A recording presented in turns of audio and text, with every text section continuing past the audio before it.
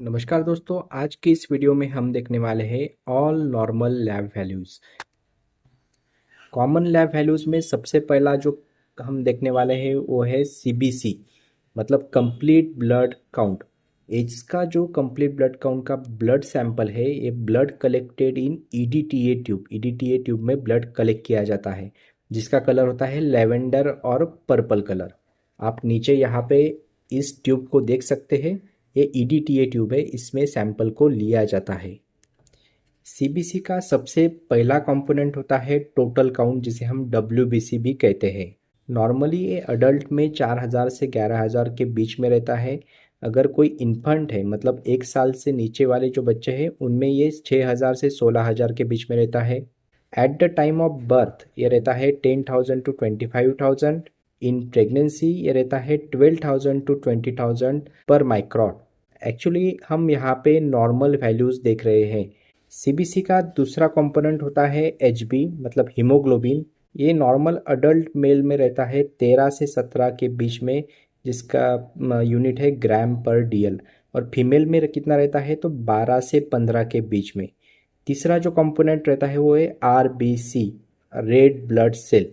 एक normal adult mail में इसकी वैल्यू रहती है 4.5 से 6.5 के बीच में, 4.5 टू 6.5। और फीमेल में इसकी वैल्यू रहती है 3.8 से 5.8 के बीच में। सीबीसी का नेक्स्ट कंपोनेंट होता है पीसीवी, पैक सेल वॉल्यूम।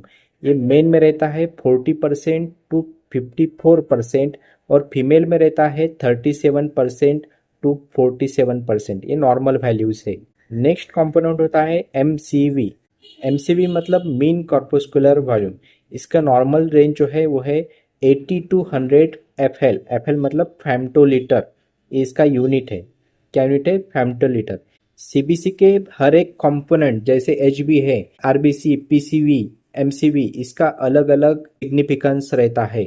जैसे कि एचबी अगर कम है तो हम इसको एनीमिया कहते हैं, लेकिन कौन सा एनीमिया है वो डायग्नोस करने के लिए हमें इसके साथ में एमसीवी देखना पड़ता है। अगर ये 80 से नीचे है, 80 से नीचे है, तो आयरन डिफिशियंसी एनीमिया हो जाता है।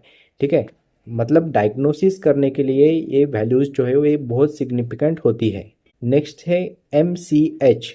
इसका नॉर्मल वैल्यू होता है 0.4 टू 0.5 एफ मोल पर सेल। उसके बाद है M C S C. M C S C normal value है 30 टू 35 ग्राम पर डीएल। उसके बाद है नॉर्मल रेटिकुलोसाइट काउंट।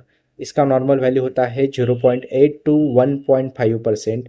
उसके बाद है रेड सेल डिस्ट्रीब्यूशन विड्थ, जिसे हम आर डी डब्ल्यू कहते हैं। इसका नॉर्मल वैल्यू होता है 11.5 टू 14.5%। उसके बाद है न्यूट्रोफिल्स। न्यूट्रोफिल्स का नॉर्मल वैल्यू है 40 to 75%।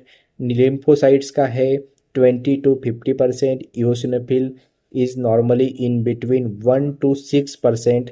Basophil is normally 0 to 1% के बीच में होता है। मोनोसाइट ये नॉर्मली 2 टू 8% के बीच में होता है।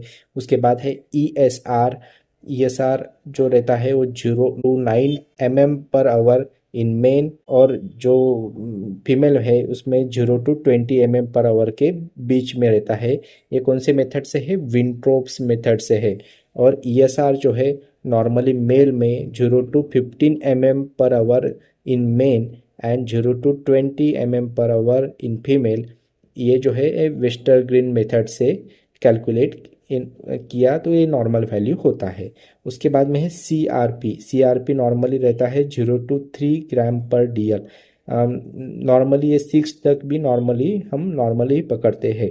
तो यहाँ पे हमने सीबीसी जो रिपोर्ट्स रहता है, सीबीसी जो टेस्ट रहती है, उसके नॉर्मल वैल्यू यहाँ पे देखे हैं इस वीडियो में। आपको ये वीडियो अगर पसंद आया हो तो हमारे इस चैनल को जरूर सब्सक्राइब करें। धन्यवाद।